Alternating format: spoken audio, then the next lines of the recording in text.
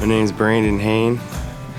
I got this 15 point. It's a 173 3/8 net score. We knew the deer was there. We got 2 trail cam pictures of him the year before. We didn't see him, and didn't see him all hunting season. Didn't hear of anybody getting him.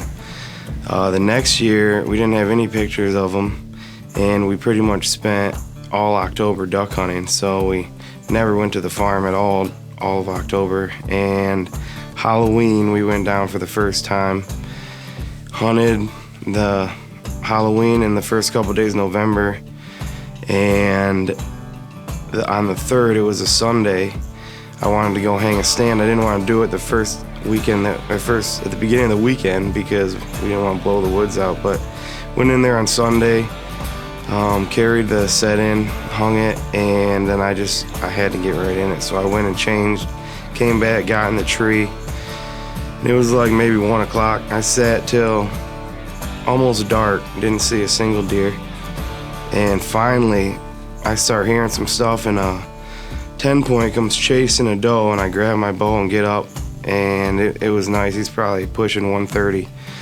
and he's just kind of running around, chasing her all around me, and I'm looking him over, and I just decide that I'm not gonna shoot him. Hang my bow back up and just start watching him, and I could have shot him 10 times. He chases her all around me just like they never do.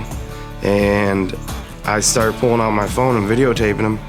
She runs off, and they both run off. He comes back, starts making a scrape, and as I'm filming him, he kind of just locks up, and I look over to my right, and this deer is 45 yards away. And so I put my phone in my pocket, and I grab my bow back off the hook, and like I said, I just hung the stand at noon, so I had no shooting lanes, no nothing. Ain't nothing I couldn't nip with pruners. And so the deer's in bow range, but I can't shoot him, and I gotta watch him, and he basically just starts coming right at me. He gets 30 yards, and he's just on edge, because me and my buddy just walked all around looking for a spot to put this tree or this stand. We knew what area, but we didn't know what tree. So he's licking every branch, and he's just kind of on edge. But this 10 point is on the opposite side of me. I'm in between the 2 deer, and he just kind of, I guess, forgets about all the human scent and just pins his ears back, starts marching towards his 10 point. And it's the most perfect window I have. He's just walking right towards it, and I didn't cut it or anything. It just happened to be that way. And I pulled back. He walks into the window, and I grunt, and I grunt, and I grunt, and he won't stop. And he's right at the end of my window, and 25 yards, I put it right where I thought it should be, and I let it go, and I seen the arrow go through him, and he mule kicked, and he took off, and he kind of got into some thick stuff and stopped, and it got dark. And so I don't know what happened after that. I got out, we got my arrow. I got my arrow, I went back to the truck, told my buddy that wasn't sure about the shot and we should probably wait. And so we went back to the camper. We were staying in my camper, and went back to the camper, looked at the weather, saw there was a chance of rain at midnight, and I didn't want to risk losing blood, so we went right back out there and started tracking him from where I shot him. Went 40 yards and jumped the deer, and it was almost midnight. He jumps up, takes off running. We obviously went straight back to the truck and got out of there. Went home, or went to the camper, had a sleepless night.